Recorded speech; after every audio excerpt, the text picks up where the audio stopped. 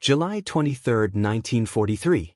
The Texas sun had turned the sky into a blinding sheet of white, and the air shimmered over the tracks like rippling glass. A train groaned to a stop outside the newly built Camp Hearn, its metal sides blistered from the desert heat. Inside the boxcars, German prisoners, dusty, weary men in sweat-stained uniforms, waited in silence. They had crossed an ocean in chains, not knowing if they would live to see their homes again. 4 days, rumors had passed among them.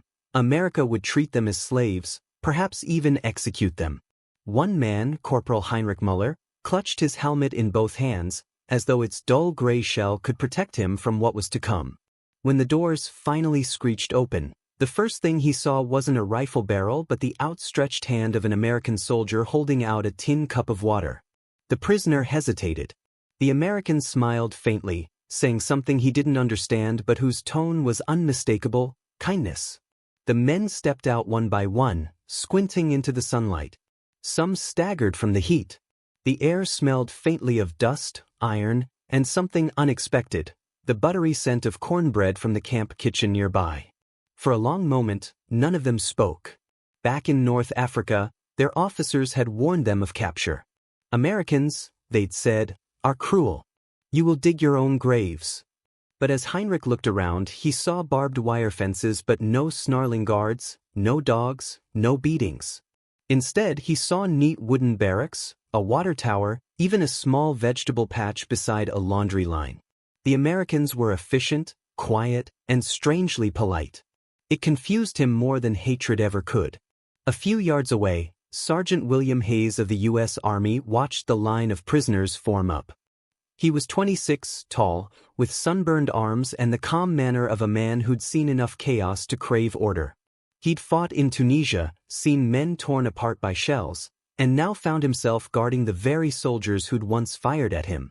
When his commanding officer first told him he'd be reassigned to a prisoner of war camp, Hayes had imagined barbed wire and misery. But Camp Hearn was different. It was built not as a dungeon, but as a community-contained, part military base, part small town. The Geneva Convention rules were clear: prisoners were to be treated humanely. Yet as Hayes watched them sip water and mumble thanks, he wondered if America had gone too far in its mercy. That evening, as the prisoners were processed, their names recorded, and their belongings taken for storage, the atmosphere was strangely civil. The camp interpreter, a young German-American named Karl Becker, moved between the groups translating commands and instructions. He had been raised in Milwaukee by immigrant parents and spoke both English and German fluently. To him, these men were the echoes of the cousins and uncles he'd left behind in Europe. His job was to maintain order, but part of him couldn't help but feel sympathy. Many of the prisoners looked no older than himself, boys who'd been told they were fighting for glory and now stood in a foreign desert surrounded by strangers offering them sandwiches. Dinner was served at 6. The mess hall smelled of beef stew and coffee. The Germans hesitated at the entrance, unsure whether it was a trick. When they finally stepped inside, they found long tables lined with tin plates, each portioned with steaming food, bread, and a small slice of pie. One of them, Private Franz Neumann, whispered, "Pie? They give us pie." Another replied dryly, "Perhaps they are fattening us before they shoot us." A ripple of laughter followed, the first sound of humor since capture. The guards didn't react, they simply watched from a distance. Hayes noticed the disbelief on their faces. "They think it's bait," he muttered to Becker. The interpreter nodded. "Maybe it is," he said quietly. "Bait to make them see we're not like the people who sent them here." Later that night, when lights out was called, the camp settled into a strange quiet. From the barracks came the soft rustle of men lying awake, too disoriented to sleep. Heinrich stared at the wooden ceiling, counting the creaks. Outside, cicadas sang in the warm darkness. For the first time in months, he was neither hungry nor afraid of the next shellfire. But that peace felt almost wrong. He thought of his mother, somewhere in Hamburg, queuing for bread under air raid sirens. He thought of the propaganda posters that had told him America was a land of greed and cruelty. The contradictions gnawed at him more than the hunger ever had.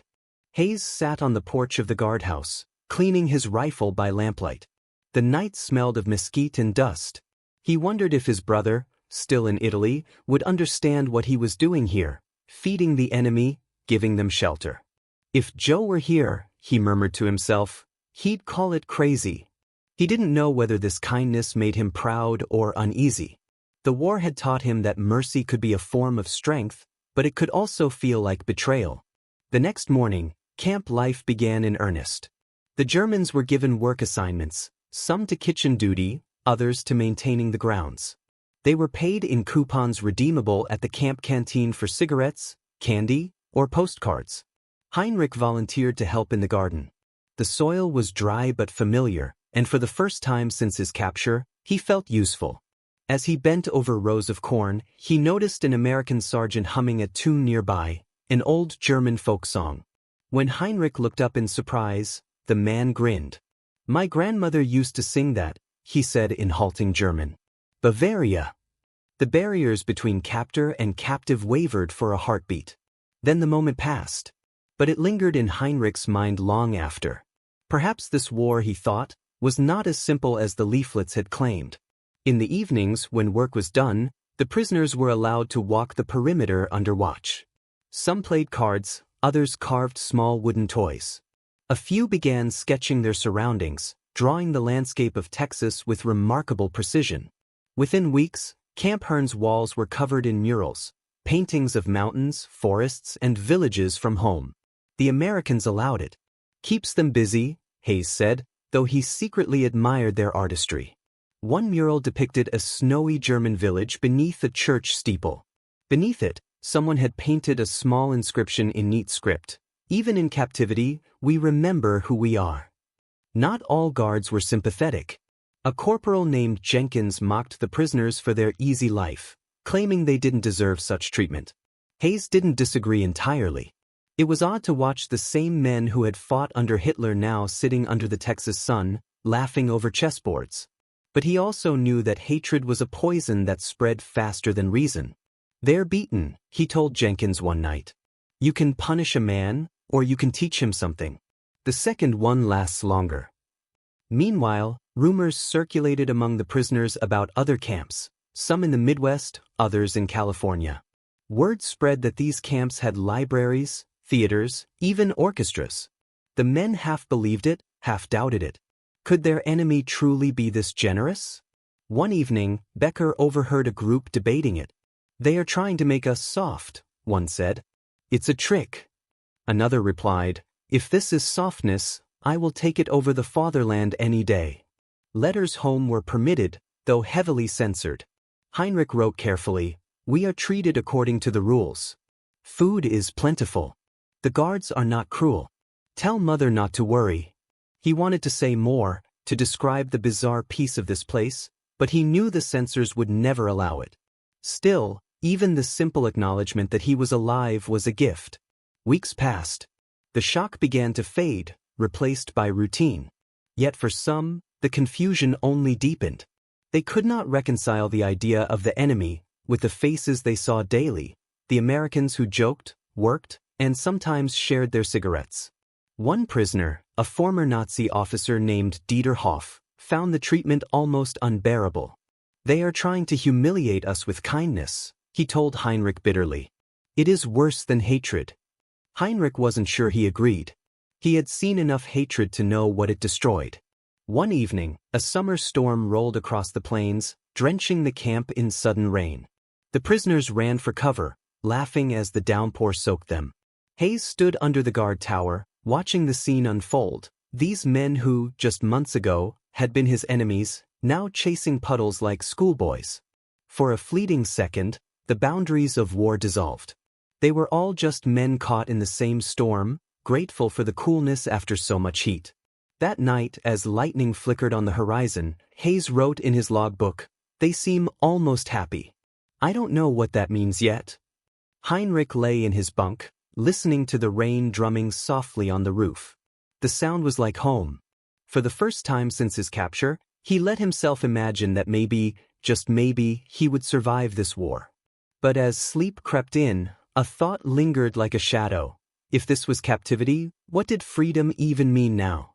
The next day, the sun rose bright and merciless again, and the camp awoke to another day of work and waiting. The guards changed shifts. The prisoners lined up for roll call. Life, in its strange rhythm, continued.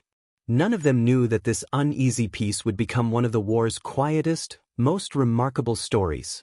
A story not of victory or defeat, but of how enemies began, however reluctantly, to see each other as human.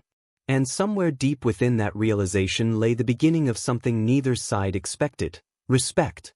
But that understanding, as with all truths of war, would come slowly, and not without cost. By August, Camp Hearn no longer felt like a prison. It felt like an accident of geography, a fragment of order carved into the chaos of war. The days began with the same whistle, the same roll call, the same dry Texas wind sweeping over the barbed wire fences. For most of the men, routine had replaced fear. Yet within that routine, strange contradictions thrived. The prisoners wore faded khaki, worked in the fields or kitchens, and laughed at the absurdity of it all. They were soldiers without a battlefield, enemies cared for by those they once tried to destroy. No one embodied this contradiction more than Heinrich Müller, who now spent his mornings tending rows of tomatoes under the same sun that once glinted off the muzzle of his Mauser rifle. Heinrich had grown leaner, calmer. The tension that once gripped his jaw had softened. The Americans trusted him enough to let him handle tools, to leave him unguarded for hours at a time. He sometimes wondered if this was a strategy, to win their loyalty through comfort, but if it was, it worked. The more he worked in the garden, the less he felt like a prisoner. He'd started humming songs under his breath, tunes his mother used to sing before the war turned every melody into an act of nostalgia. Sergeant Hayes noticed the change. He'd been assigned to oversee agricultural details and often walked among the prisoners, clipboard in hand. He tried to keep a soldier's detachment, but it grew harder each day. The Germans worked diligently, sometimes even joking in broken English. "You watch us dig," one prisoner said to him once, grinning, "but maybe we plant peace instead." Hayes had no answer. He laughed awkwardly and moved on, though the phrase lingered in his mind long after. Inside the camp, life acquired a rhythm that mirrored civilian normalcy in ways both comforting and unsettling. Meals were served on schedule: eggs and bread for breakfast, stew and beans for lunch, and sometimes, if the supply trains were generous, a slice of pie for dessert. The mess hall buzzed with laughter and conversation. German officers, who had once barked commands in North Africa, now debated over coffee about soccer scores and the latest American newspaper headlines. Through Becker, the interpreter, they learned bits of news from the front.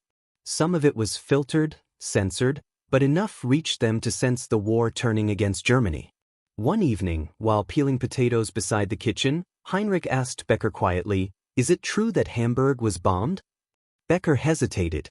"Yes," he said, not meeting his eyes. "It was bad." Heinrich said nothing more.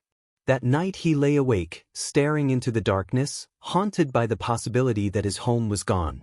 The next morning he worked twice as hard, as if labor could drown memory. Hayes began keeping a small notebook of observations about camp life, part duty, part personal curiosity. He recorded how the prisoners organized themselves, electing representatives to settle disputes, and how they followed rules with a discipline that impressed even the officers. "They function like a small society," he wrote. "Efficient, proud. Sometimes I forget they're captives." Yet beneath that order, he sensed something else. An emotional undertow of confusion, guilt, and relief that none of them dared speak aloud. In September, a new detail arrived from another camp, about 100 men captured in Sicily. Unlike the North Africa veterans, these newcomers were hardened, defiant, their loyalty to the Reich still intact. They sneered at the murals, mocked the orchestra that practiced near the recreation hall, and refused to salute American officers. Conflict simmered. One evening, Hayes broke up a fight between the newcomers and the older prisoners. It started over something trivial, a stolen cigarette, but ended with a broken nose and blood staining the gravel. When the dust settled, Heinrich stood on the sidelines, breathing heavily, realizing that he had shouted for calm in English without thinking. The transformation startled him. After the incident, Becker tried to mediate between the groups. He explained to the newcomers that cooperation earned privileges, and resistance brought only stricter control. "This is not Germany," he told them. "No one here demands your obedience, only your behavior." His words earned a few smirks, but over time, even the defiant ones began to soften.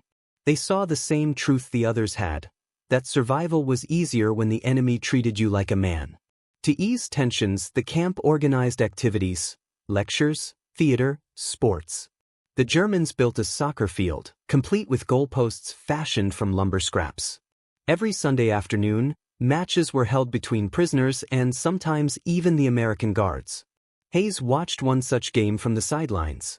For 90 minutes, there were no uniforms, no ranks, only shouts of laughter and the thud of the ball striking the dirt.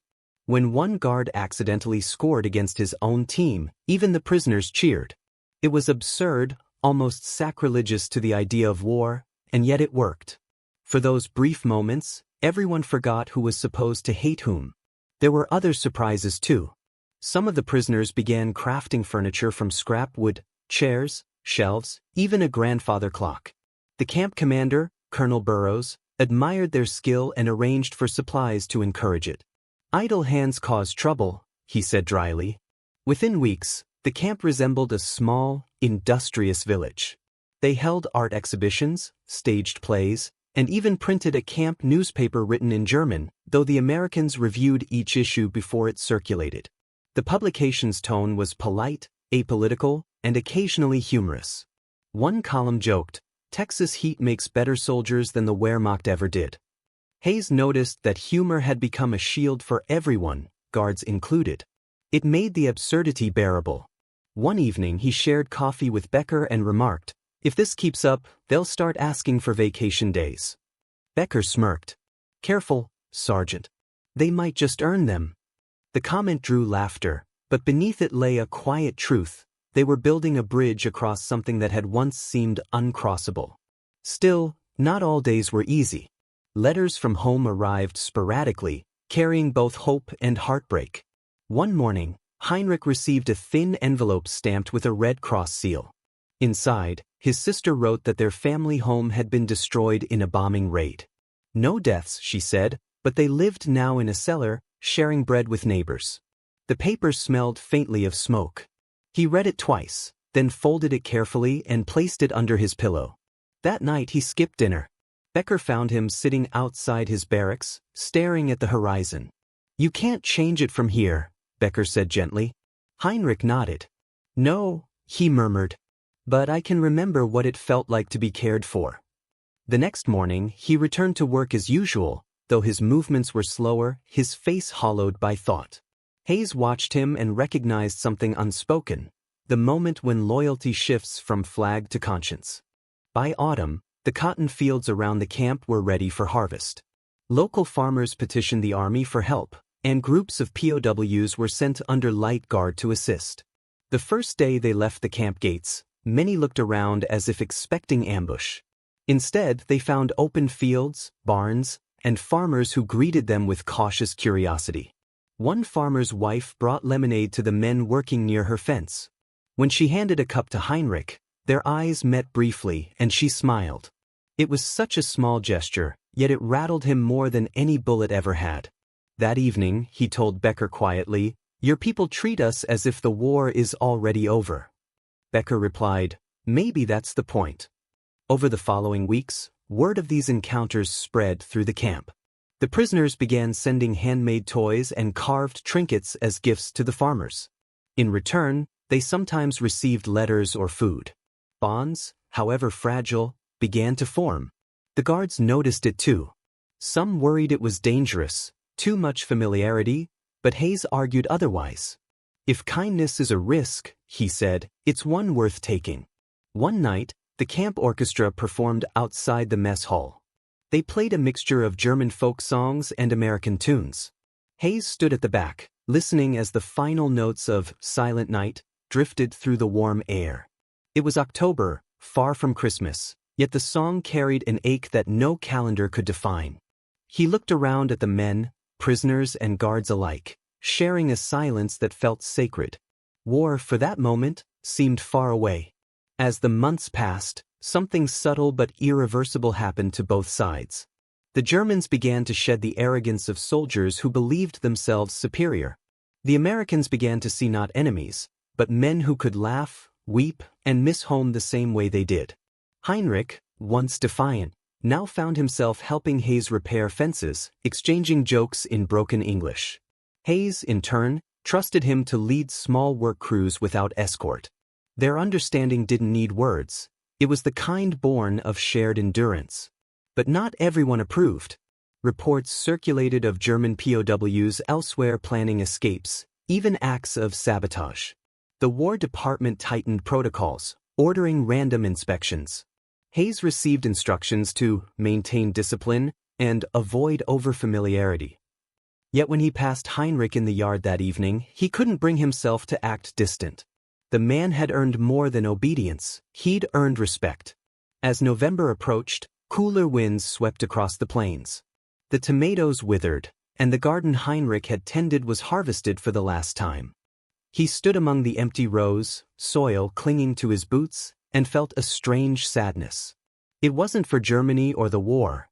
It was for this unlikely place that had taught him what decency could look like. Hayes joined him, silent for a moment before saying, "You did good work here." Heinrich smiled faintly. "Maybe someday, when it's all over, I'll plant something that isn't for survival." Hayes nodded. "When it's over," he said softly, though neither of them knew when that would be. The wind carried the smell of earth and smoke, and somewhere beyond the fences, a train whistle echoed, a reminder that the world outside still burned. Inside Camp Hearn, however, enemies were beginning, unknowingly, to build the first fragile foundations of peace. And though neither man could admit it aloud, both knew this strange calm would not last forever. Something was coming that would test everything they'd learned about mercy. The first frost of December crept across Camp Hearn like an uninvited guest, settling over barbed wire, tin roofs, and the skeletal remains of the vegetable gardens that had once thrived under Heinrich Muller's care. The wind sliced through the compound, bending the flagpole and carrying the distant scent of burning wood from nearby farms. Life within the fences slowed, the men retreating into barracks warmed by stoves that hissed and clanked with meager coal rations. The war felt both near and impossibly distant, its echoes carried in letters, its silence stretching across the open plains. For Sergeant Hayes, it was a month of uneasy calm, the kind that precedes a storm you cannot yet name. Heinrich had grown quieter. Since the news from Hamburg, he spoke less, worked more, and seemed to carry his grief like a second shadow. Yet something had shifted in him too. His defiance had not returned, but a restlessness had taken its place. He had begun to watch the camp differently, with the eyes of a man no longer content merely to survive. Hayes noticed it, though he said nothing. Trust had built slowly between them, brick by brick, over shared words and gestures that blurred the line between guard and captive. But trust, Hayes knew, was a fragile thing, easily tested by rumor. And rumors had begun to spread. A shipment of new prisoners had arrived from Europe, men captured during the Allied advance through France. They were younger, harder, their uniforms still creased from battle, their loyalty to the Reich unbroken. They looked upon the older prisoners with disdain, calling them soft, corrupted by American comfort. One of them, a tall corporal named Karl Weiss, spoke openly about escape, about duty, about the shame of being pampered while the fatherland bled. His words found an audience among a handful of restless men. Even in captivity, ideology had a way of rekindling itself like a dying ember. Hayes first heard whispers of it during a routine inspection. 2 guards reported that a group of Germans had been meeting late at night in Barracks 12. Nothing overtly rebellious, no weapons, no plans uncovered, but the air around those meetings felt charged. Becker dismissed it as bravado. "They talk," he said. "It makes them feel like soldiers again. It's harmless." But Hayes had seen too much to take such talk lightly. War taught him that words could turn to action faster than anyone expected. That evening, as the sky faded into a dull violet, he walked past the barracks and caught a faint sound of voices. Not laughter, something more deliberate. Through the thin wall, he heard Weiss's voice, sharp and controlled. They make us play games and grow vegetables while our brothers die, he said. We are soldiers, not children. There was murmured agreement. We will not rot here like dogs. Hayes didn't intervene. Not yet. He stepped back into the cold, the crunch of gravel loud beneath his boots, and decided to keep watch. Inside, Weiss continued, unaware that the man who could decide his fate was standing just beyond the wall. In the days that followed, the tension spread quietly, almost invisibly, through the camp. The orchestra rehearsed less, laughter in the mess hall dwindled, and the easy camaraderie between guards and prisoners grew brittle. Even Heinrich sensed it. He saw the way men gathered in small groups, whispering in corners, and how Weiss's presence commanded attention. He talks like an officer, Becker told him once. And men like to follow orders, even when they lead to nothing. Heinrich listened but said nothing. Deep down, he understood Weiss's frustration. He too had once believed that captivity was shame. But after months in Camp Herne, months of seeing compassion where he expected cruelty, his belief in absolutes had eroded. The war took everything, he said one night quietly to Becker. But maybe here, for the first time, I found something worth keeping. Becker nodded but warned him, be careful who hears you say that. Then came the letter that changed everything.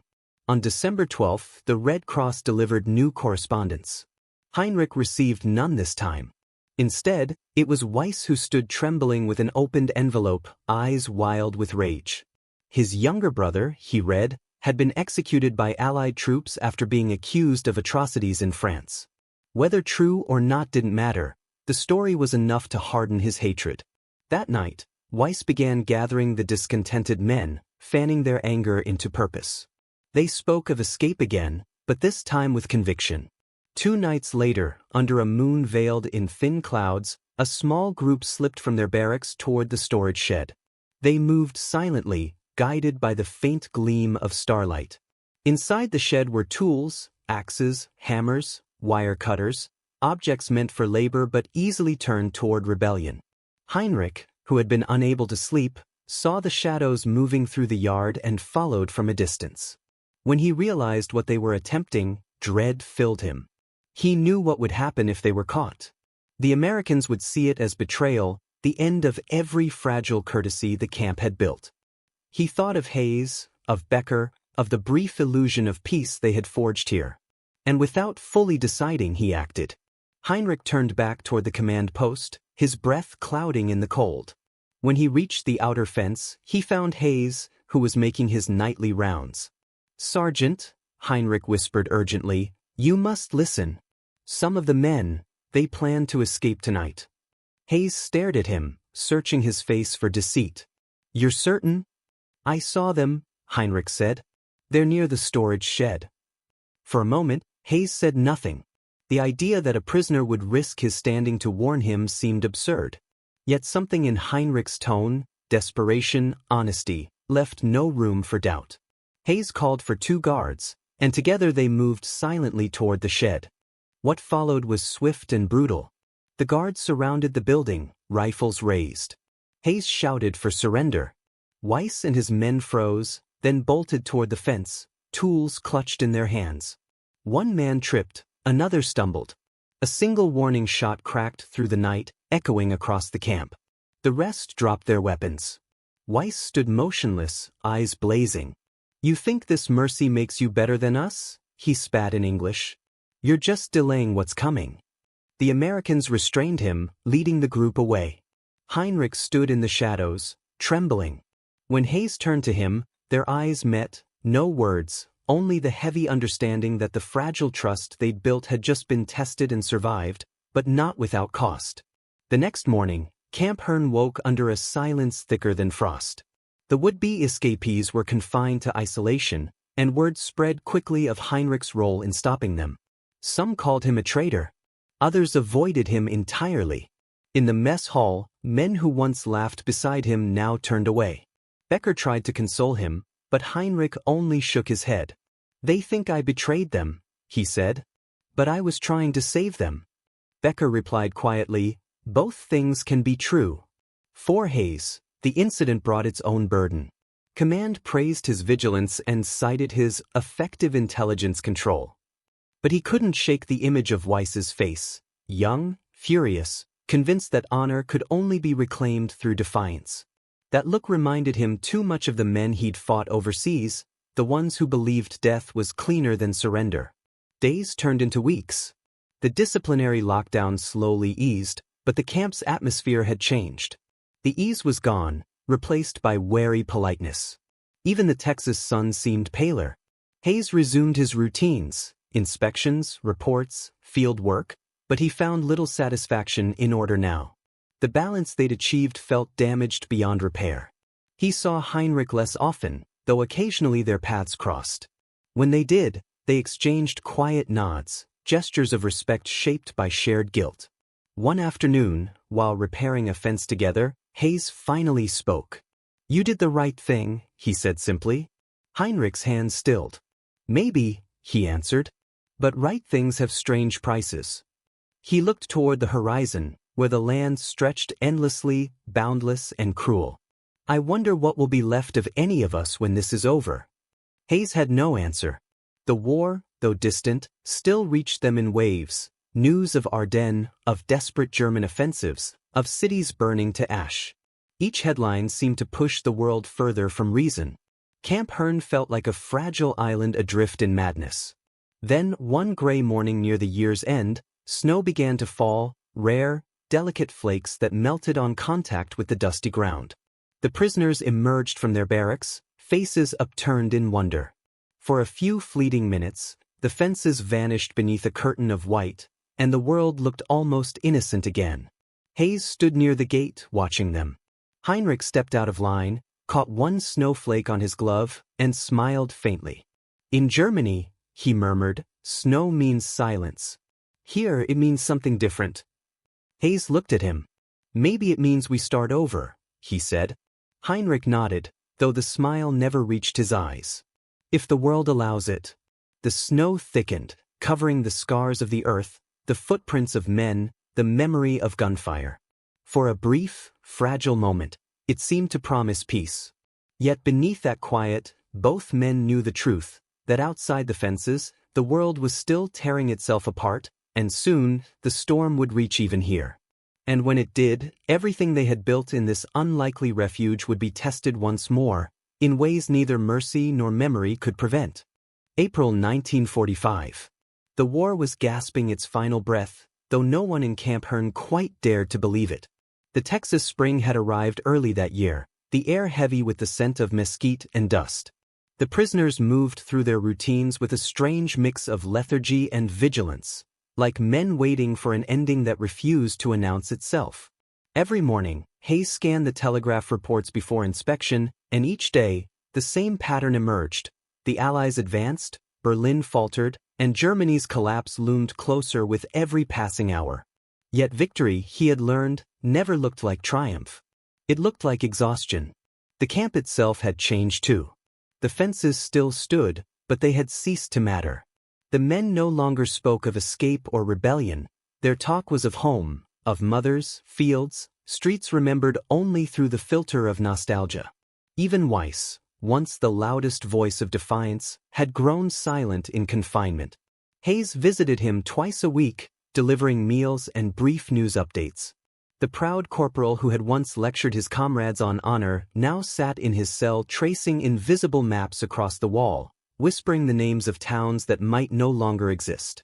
Heinrich Müller, meanwhile, had become a man caught between two worlds. His act of betrayal, or salvation, depending on who told the story, had marked him permanently. The other prisoners tolerated him but never fully forgave him. He worked the garden alone now, tending rows of tomatoes and beans that the Texas heat threatened to scorch before they ripened. He moved with a kind of calm resignation, his hands steady, his mind elsewhere. Hayes often joined him there, if only to talk. Their conversations, once cautious, had grown more intimate. Two men connected by fatigue and an unspoken longing for closure. One evening, as the sun bled red across the horizon, Hayes found Heinrich kneeling by the fence, his hands pressed to the soil.